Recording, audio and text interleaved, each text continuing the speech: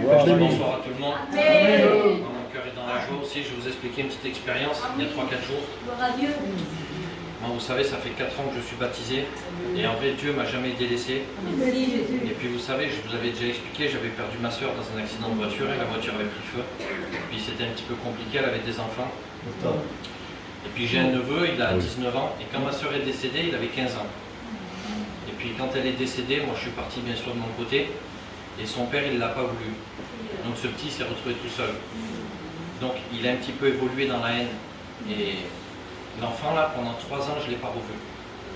Mais à combien les prières, c'est important. Et puis j'essayais de l'appeler, je le cherchais, je ne le trouvais pas. Il était chez des copains, chez des amis, chez des copines de ma soeur, il s'en occupait. Et nous, bien sûr, après, pour le travail, il fallait que je parte. Parce que nous, on est des sédentaires, mais vu que je voyage, il faut que je travaille. Et puis le temps a passé, et puis tous les jours, je priais pour cet enfant. Et puis en vrai, je souffrais dans le silence, mais je disais rien à personne, mais je souffrais. Parce que cet enfant, c'était comme mon fils, c'était mon neveu, c'était le fils de ma soeur, et en plus elle n'était pas là, et puis je disais Seigneur, elle n'est pas là, et son enfant, je ne sais même pas où il est dans les rues. Et puis le temps a passé, et puis un jour je travaillais, puis je pensais sur lui, tous les jours je pensais sur lui, je pense sur lui, mais je priais pour ma famille. Et puis un jour j'ai dit non, il faut que je l'appelle. Et puis j'ai réussi à me procurer son téléphone, je l'ai appelé, et ça a été très dur. Vraiment, il m'a dit pourquoi tu m'appelles, je ne veux plus entendre parler de toi, tu n'es plus mon oncle. Et j'ai rien dit, ça m'a blessé. Puis le temps a passé, je l'ai rappelé. Et puis je lui parlais de Dieu, je lui parlais de Dieu. Il commençait à se laisser parler. Et puis avec le temps, j'ai réussi à avoir une communion avec lui. Et puis je vais vous expliquer comment les prières sont grandes. Comment Dieu dans l'invisible fait son chemin. Parce que moi, l'hiver dernier, j'ai pas pu aller au Aurillac, et puis c'était un petit peu compliqué, c'était comme cela. Je suis resté ici. Et mon neveu, je le voyais pas souvent. Et puis je priais pour lui, et puis dernièrement j'étais chez moi, je priais. Et puis l'Esprit de Dieu me disait de l'appeler. Et puis je le téléphone. Je lui dis ça va, il me dit ça va. Et puis du côté de son père, c'était des Portugais. Et puis c'est des gens très catholiques. Et puis quand je lui parlais de Dieu, il aimait Dieu, mais à sa façon à lui. Et je lui disais, après Enzo c'est un petit peu compliqué, je lui disais nous c'est pas pareil, je lui parlais. Puis il me dit, tu sais ma grand-mère, elle s'entretenait un petit peu avec les esprits. Et j'ai dit, tu sais Enzo, c'est un petit peu compliqué. J'ai dit, au téléphone, je voulais pas trop. J'ai essayé d'y faire comprendre, mais j'ai dit, tu sais, c'est pas trop la gloire de Dieu. Et puis je lui ai expliqué l'évangile un petit peu comment c'était, je lui parlais de la parole de Dieu. Et puis il me dit, tu sais, ma copine, sa fiancée, et tu sais, ma copine, ma fiancée, tout ça, ben, si elle te voit, elle peut voir si tu as des esprits, si t'es bien, si t'es pas bien. Tu sais que sa mère, elle fait des cartes. Et puis là, d'un coup, cet esprit m'a repris. J'ai dit, Enzo, tu sais que c'est pas trop à la gloire de Dieu, ça. J'ai dit, ça, c'est de l'occultisme. J'ai dit, ça, il faut pas y toucher. Il me dit, ben, tu sais, au moment où tu m'appelais, là, j'allais voir un voyant. J'ai dit, Seigneur, j'ai dit, mais Enzo, il faut pas faire ça. J'ai dit, ça, c'est pas la gloire de Dieu. J'ai dit, faut pas faire ça. Et puis d'un coup, Dieu parle.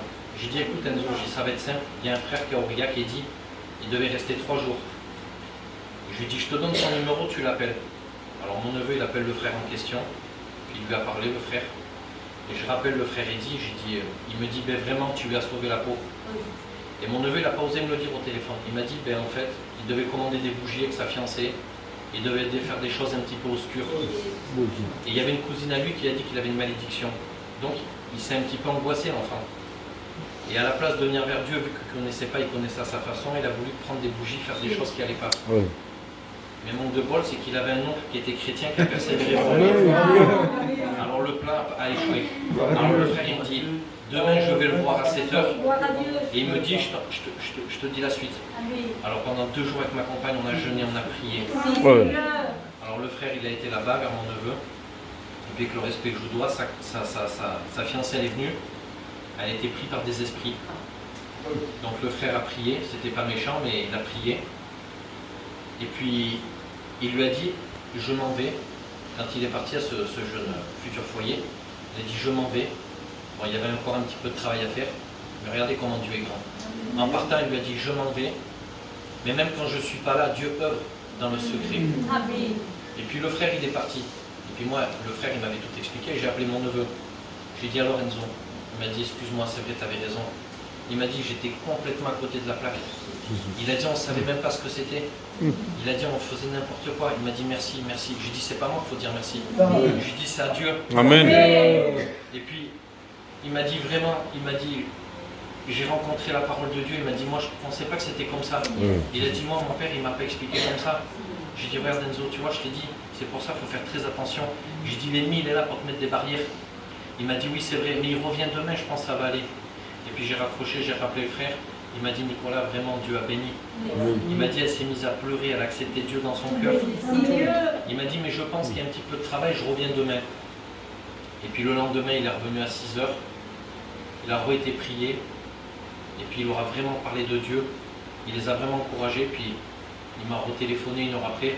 Il m'a dit, ben, elle n'a plus rien. Amen. Dieu a œuvré dans le secret. Amen. Il m'a dit vraiment, c'est des jeunes que Dieu a placés. Il m'a dit, je devais faire une réunion à Saint-Flour, un petit peu plus loin chez nous. Mais il a dit, je l'ai annulé. Il m'a dit, c'est comme si que Dieu me donnait une autorité de m'occuper d'eux. Et puis moi, j'étais un petit peu attristé, je pleurais. Puis je disais, regarde, il dit, je ne suis pas là-bas, tout ça. Il m'a dit, Nicolas, tu sais, il m'a dit, même que tu n'es pas là-bas, Dieu est près d'eux. Il m'a dit, mardi, ils viennent aux réunions avec moi. Il m'a dit, Dieu a touché leur cœur. Amen. Et vraiment, il m'a dit, c'est un petit foyer qu'il faut s'occuper. Donc je vous m'accorde, les frères, si vous pouvez prier pour ce petit foyer. Amen. Que vraiment Dieu les place entre les mains. Gloire à Dieu. Vraiment, l'ennemi veut un petit peu les mettre dans le côté obscur. Mais je sais que Dieu a placé leurs mains. Ils ont fait confiance à Dieu, ils ont demandé des Bibles. Le frère Eddy va leur en amener. Mardi, ils vont à la réunion. C'est pour ça, les frères, quand vous avez des problèmes, des difficultés, n'hésitez pas à prier. Et Dieu, il est grand. Amen. Dans le secret, il œuvre. Moi, ça fait 3 ans et je vois que la main de Dieu agit. Et je ne remercierai jamais assez. Voilà, que Dieu vous bénisse.